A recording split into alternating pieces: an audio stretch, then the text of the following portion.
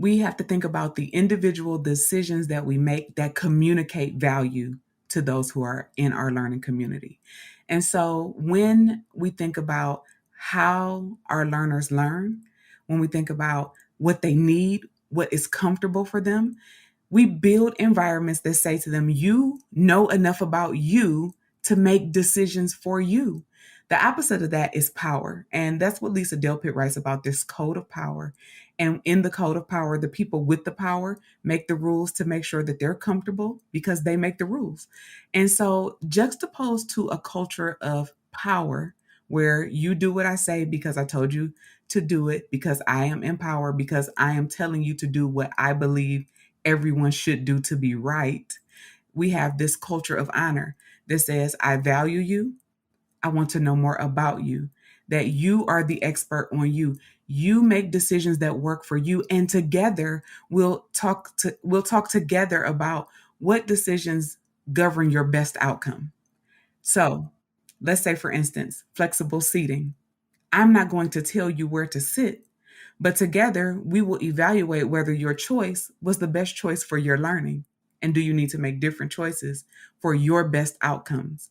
This empowers the learner to make decisions and to customize any learning environment they go into, not just to comply. Because even if the compliance led to an outcome that was good for them, will they be able to take you with them to make decisions in every learning environment they're in? No. So every learner needs to learn how to drive for themselves, whether that's how they take information in, or what supports they need, or how they show what they know to the world.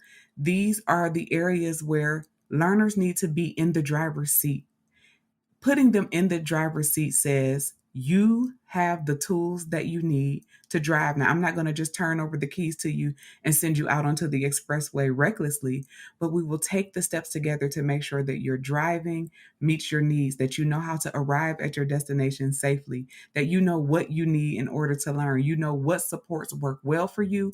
And if you can't find ones that work well for you, you have the tools to advocate for yourself, to ask for what you need, and for that asking to be received respectfully is a culture of honor. And many times, Black and Brown children, when they advocate for themselves, when they speak up for something that's not working for them, is dismissed as disrespect. So, as Samaria asked, how many geniuses are sitting in the office? How many geniuses are cast to the side because what is in the learning environment is not working for them? And so honor becomes integral to making change in education, one learner at a time, and change in how educators view the learners in front of them as valuable, as bringing something to the table, as having something to offer, and as expert enough on themselves to make decisions for themselves. Yeah, and it's fascinating too. You bring up that idea of kind of talking with the student, working through with them, and kind of negotiating. Is this the best decision that you're making right now? In my experience, students are hyper honest about how they feel their current situation is going. And if a student, let's say, picks maybe a wrong seat, a seat where they're hyper distracted or they're talking to someone all the time and they're not doing a lot, they're going to be honest and saying, I know this isn't really the best possible situation. But when you bring their voice into the equation and you're treating it like an honest conversation, like, I'm just here to help you, students recognize that. And that is what builds relationship and what builds trust. If you just tell a kid, like, move seats, you're bad, you suck, you're going to internalize that or just hate the person for saying it. And you miss the opportunity to give them the skills to evaluate when they're in the wrong seat. What do I do next? And how do you try out different configurations until you find what works for you? And there's a freedom that happens in a learning community that allows learners to be the experts on themselves. I don't want someone to tell me where to sit. I hate it.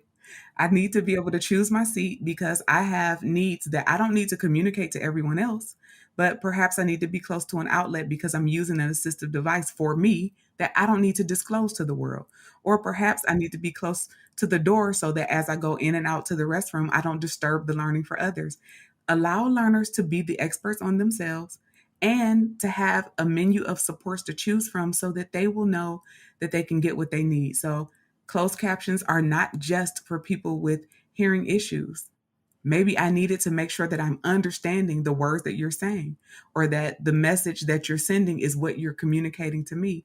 We can't always prescribe the intervention or the support, but we have to have a menu that every learner understands, that they can choose from it to see exactly what they need. We think ahead for the predicted supports that would be needed, and then we allow learners to pick and choose what they need. And we would be surprised. I know I'm often surprised when I give a menu of supports, and I think that some of my students would choose one. Maybe they choose three where I would only think one would work for them. Maybe they go through all of the resources when I would think that they would gravitate towards one kind. And so that's the beauty of a universally designed learning environment that thinks ahead to what would be the barriers for learners. And as we learn them, as we listen to their voices, we learn more about what they need. And then we make those supports available to all the learners in the environment.